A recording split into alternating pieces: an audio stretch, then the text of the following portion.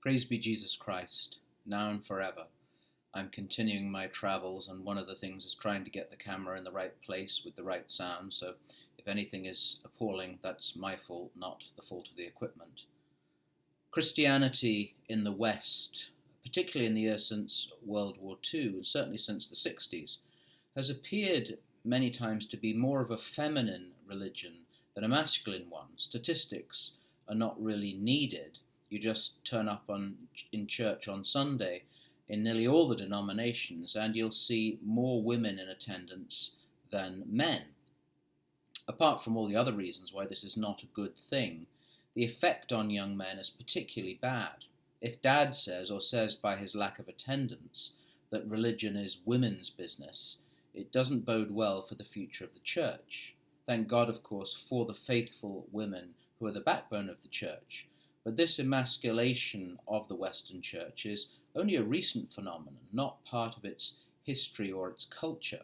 It's not the case, for example, in Africa, and I've heard African priests who come to serve in Europe or the United States comment on the fact that the men appear to be missing.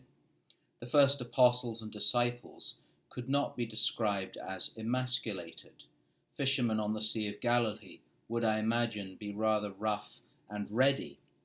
The manner of their deaths and the courageous way they died as witnesses to the risen Lord speak to their courage and their spiritual strength.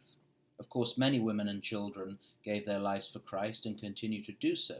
But the point is that nowhere in church history, until the latter part of the 20th century, would Christianity ever have been described pejoratively as women's business. A movement which grew out of the English public school system, which is of course what Americans call the private school system, became known as Muscular Christianity. Developed in the 19th century, particularly in the Victorian era, it stressed the manly virtues of courage and tenacity, physical strength, sport, and endurance. In the US, Teddy Roosevelt was a prominent believer in the philosophy of muscular Christianity, who warned of the weakness of timid Christians. There was nothing timid about Teddy. That warning about timidity might be a clue for us. We don't have to subscribe to the doctrines of Victorian muscular Christianity to see that, at least from the pulpit, timidity has become a singular characteristic in many churches and parishes. It's amusing, or perhaps saddening, that when a priest or pastor does speak with something approaching clarity or courage on a particular issue, people comment, either affirmatively or negatively, as though it was unusual to hear, which of course is the very point. That's part of the emasculation of the church, and we would do well to confront it and acknowledge it. Our language should not, of course, be rude or offensive, although these days the culture of offence would see even the Lord himself banned from the pulpit. I once heard a woman say they wouldn't be coming back to church, not because of what the priest had said in the homily, but because of the violent language Jesus used in one of his parables. Absolute truth, I heard it.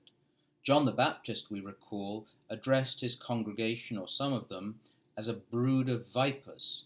Jesus called Herod that fox, and spoke of the Pharisees' hypocrisy to their faces.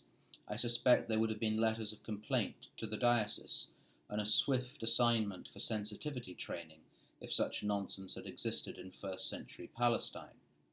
Strong language in the service of the truth, speaking always with charity, but with clarity and courage, is one of the ways we will bring not muscular Christianity, but a more authentic and historically accurate form of Christianity, in which both the sexes will find their true home. Brethren, rejoice, be perfected, be comforted, be of the same mind, be at peace, and the God of peace and love will be with you.